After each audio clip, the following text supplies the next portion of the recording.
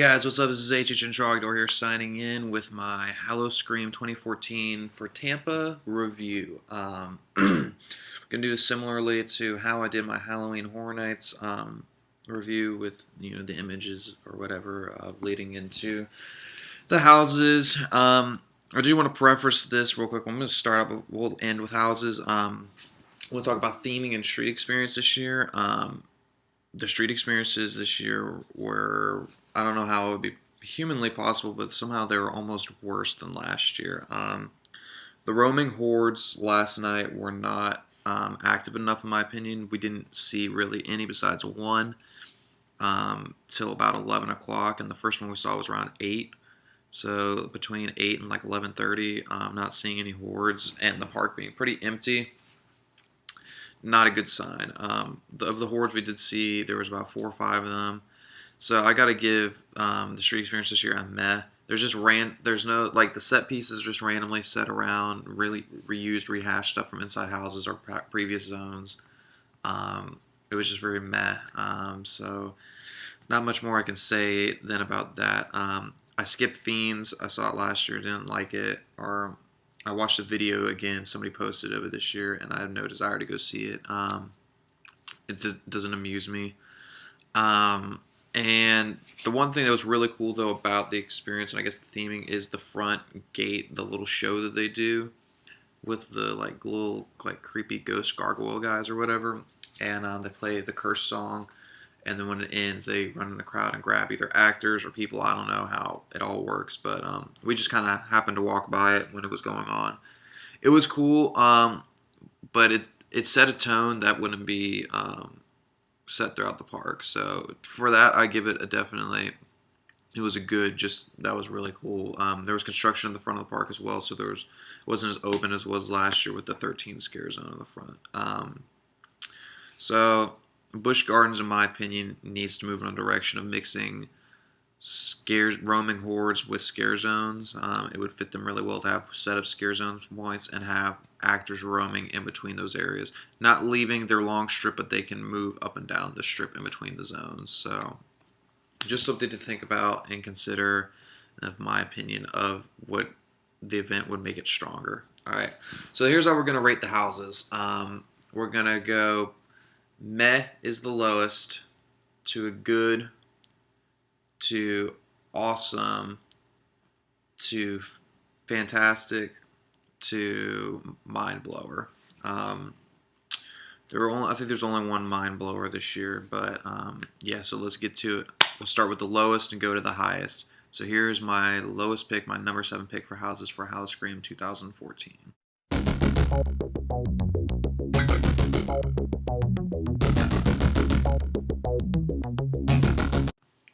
So even though there were some improvements made to the basement this year, the house was still, out of all the other houses, was the lowest. I'm proud to say that it was better than it was last year. The dark humor tone was kind of really taken away. And without the whole tease of the butcher being in the house like it was last year, I didn't feel as misled going through. Kind of knew what to expect.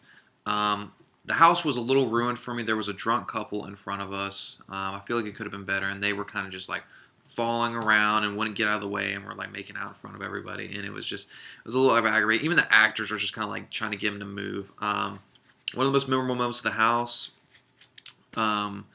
is the use of, you're walking out of kind of the butcher's shop area. There's a testing food area, and one of the guys is eating, I guess, the test food and the meat and whatever, and he sprays you with water. That was really cool. There were some scenes that were missing that I did enjoy. There were scenes that I enjoyed from last year. One being the staircase with the door. Nobody came out of the door from when you were looking up, and nobody came out of the giant pot of human meat or whatever. So overall, I mean, it was all right. It would have been better without the people in front of us, but what are you gonna do? It is what it is. The house, to me, I'm gonna give it a good this year. It wasn't anything special or mind-blowing that you need to see, but definitely, I mean, I didn't feel cheated. I didn't wait in line for it. We walked right onto it. So definitely, it was a good show for what it was. Now on to the next house.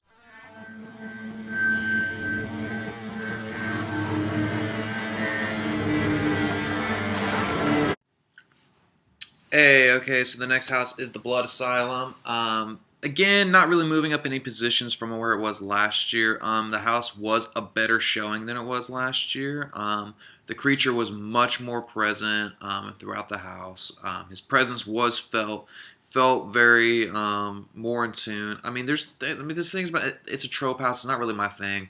It was very gory. I guess what really helped some of these houses, I guess in my opinion, having such a negative view on it, we didn't wait for anything for almost any houses besides maybe two, and we'll talk about those in a second. But in general, it was really good. I mean, like, I can't really say anything more about it. I mean, there was a couple scares. The scares aren't as prevalent in these first two houses. That's what I'm saying. They're rated so much lower. But compared to last year and how time we had to wait for last year and how this flowed, I didn't feel cheated. I felt really good about it, and we got pulsed through. Memorable moments in the house. There's a couple moments with the creature where he pops out in the right spot and will get you really good. I think one of the last room, it's like a butcher room almost. I can't remember everything about it. It's kind of like the rooms start blending together. I guess that's the problem with like this in the basement to me, is that a lot of the rooms just blend together, and it's kind of like a big gory amalgamation, which isn't a compared to the other houses, it's a good and a bad thing. Like the other houses are so much different than that, and that's why I'm just gonna give this another good. Both this and the basement. This is significantly better than the basement, but this, like, the basement's on the bottom side of good, whereas this is like the upper side of good. So definitely, this is. Check it out if there's not a wait time for sure. Now on to my fifth picked house.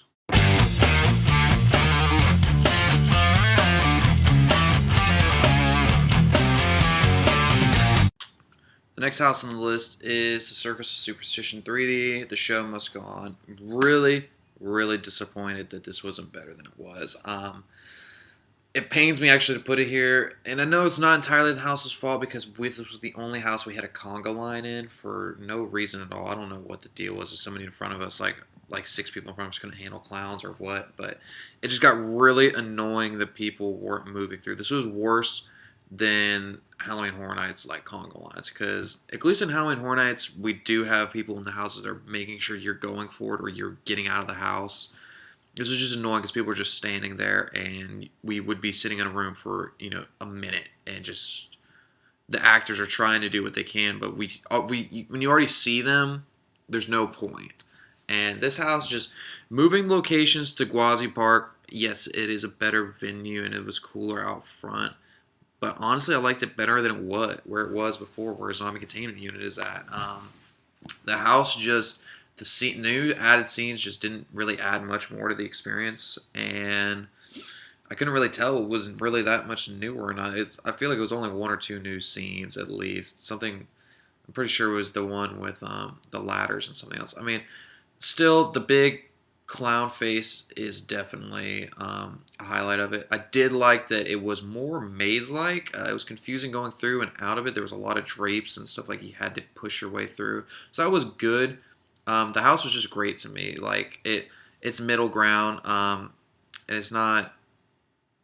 It can't be a fantastic or a mind blower, and it pains me to say that, but it is what it is. It's this is where the houses you really have to start checking out, and maybe you'll probably have a better experience than I did this year. But compared to how much I loved it last year, it just pains me that it dropped all the way to 5 instead of where was that number 1 last year. So definitely worth checking out. But let's move on to my number 4 pick.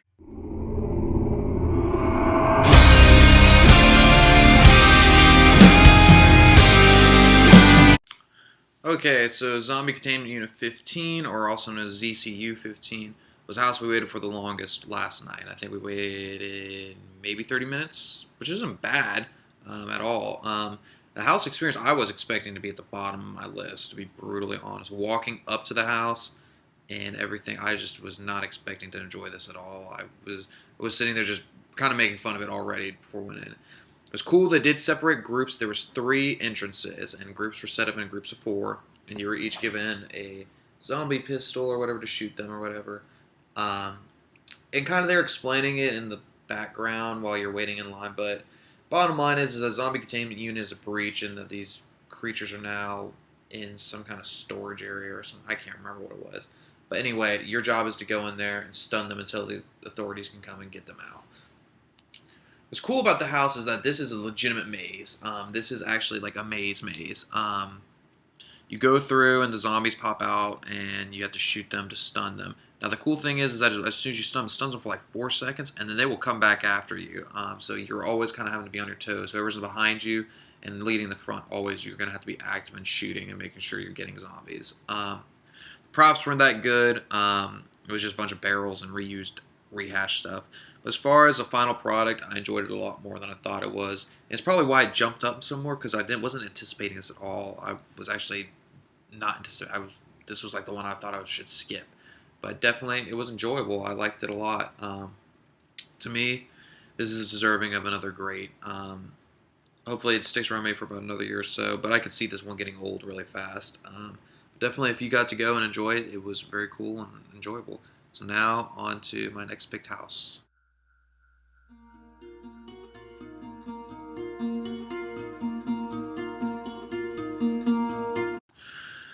Okay, so Deadfall, very cool house.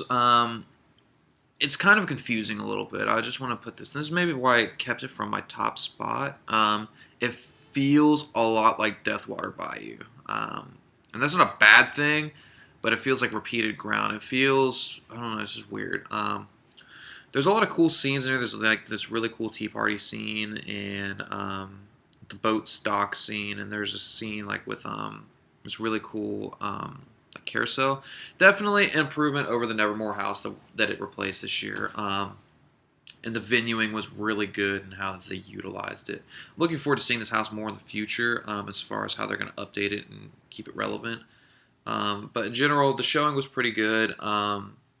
Just, I don't know, it's something about it just kept it from my top spot. Maybe not enjoy it. The venue's great. I don't know what it is. There's something about it.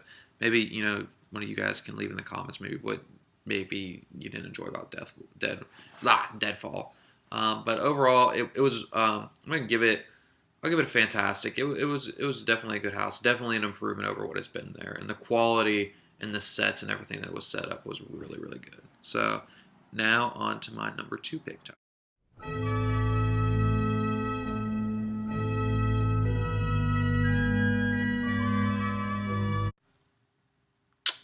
The Zombie Mortuary, number 2.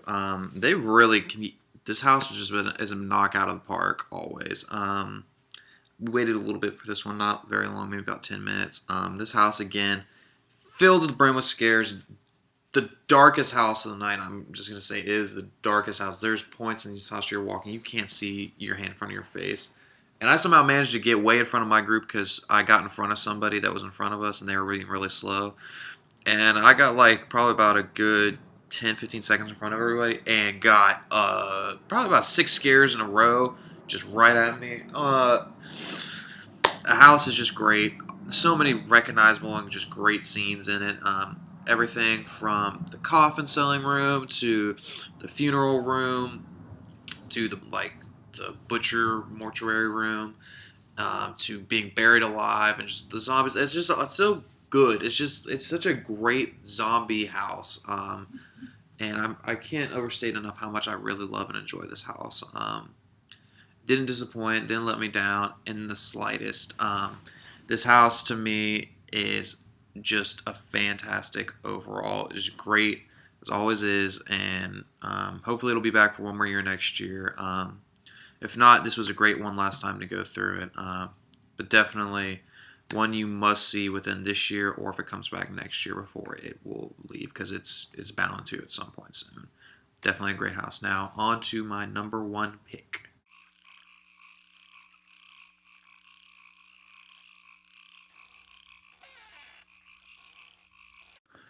So Deathwater Bayou is number 1 and reigns king this year. The improvements that were made to the house did nothing but improve upon the experience. There was more fog.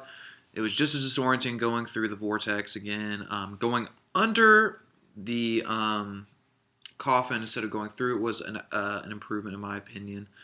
Just all the scenes seemed way more improved upon and fleshed out. I liked it a lot more. The floating voodoo queen, everything was just really good. The house probably had the most scare factor in it with This house and Superstition both have the leaping actors going like on the bungee cords, but this one used it the most effectively. I just there's nothing to say that there's a reason not to love this house. Everything from the aesthetics to the background and the environments and the scares and storyline itself. It's just all there. Best house of the year. Definitely the must see. In the 1 year from opening last year to the improvement of this year has proved to make this house very, very strong, and will hopefully give it a decent stay and tenure at Howl-O-Scream for the next couple of years. So, yep, that's the review, guys. I hope you all really enjoyed it. Again, Busch Gardens, besides the houses and the scare zones and the theme, has some of the best roller coasters and rides around. We rode almost all of them twice last night. Falcon's Fury was great. Montu and Sheikra were all highlights of the night as far as rides go. Again, Cheetah Hunt has a longer wait, so just be prepared for that, for just how the queue goes. Definitely, this was a great year for Howl-O-Scream. Overall, I'm sorry I didn't give a ranking to Deathwater Bayou. It was a mind blower for me. But overall this year, I'm going to give this year a great for Howl-O-Scream. It wasn't its best year. I felt last year was maybe a little bit stronger as far as house-wise was concerned. But definitely this year was great not having as many crowds when the day that we went and everything like that. But hopefully the event will be able to still strive on and keep growing and getting bigger and better. But until next time, guys, this is HH and Trogdor signing out, and I hope you guys enjoyed this review, and hopefully we'll be getting to more updates for Howl-O-Scream in the next 4 to 5 months. So until then, guys, I'll see you later, and make sure to keep up with all things Halloween Horror Nights and Howl-O-Scream and Shallow Grave related right here at HH and Trogdor. Later.